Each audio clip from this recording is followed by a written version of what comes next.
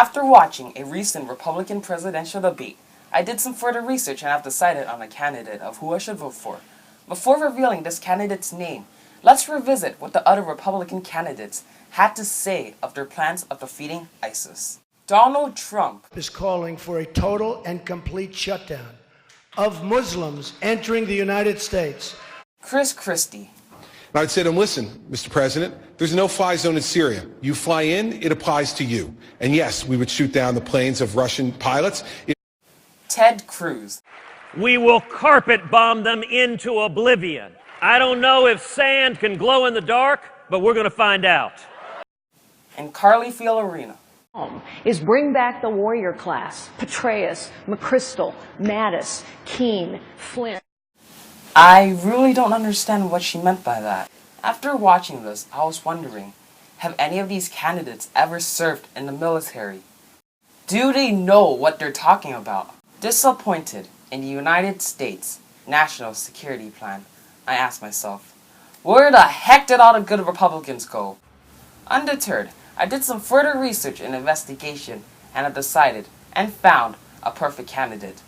Let's refer to him as the candidate for now. As a sickly child, this candidate wheeled himself from health to physical and mental discipline. After graduating from Harvard and Columbia Law School, this candidate became a legislator at the age of 42. After his mother and father died on the exact same day, this candidate moved northward into North Dakota, where he became a cowboy and a rancher.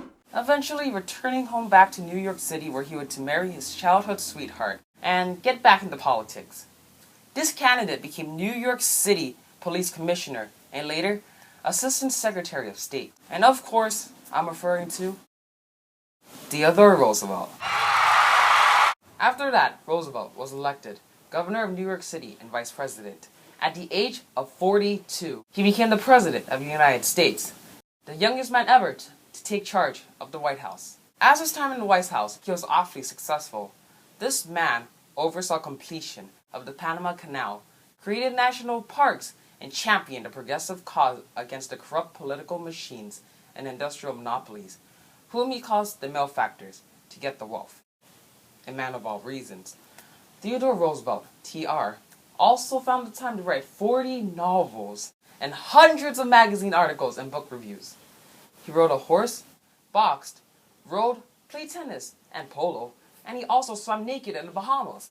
After learning more and more about Theodore Roosevelt, I didn't know what amazed me more, that he actually accomplished all those things in his lifetime, or was he a Republican? At this point, I was wondering, could a modern day revised Roosevelt do any better than these live candidates that we have right now? And I say yes, to put them all to shame. While there are significant changes in our political system, which makes the task of the president even harder, Roosevelt will bring 3 major changes if he was serving president. His phenomenal skill at employing the bully pulpit to raise an issue to the top public opinions and a sense of right and wrong that would compel him to take the fight, and no matter the political cost.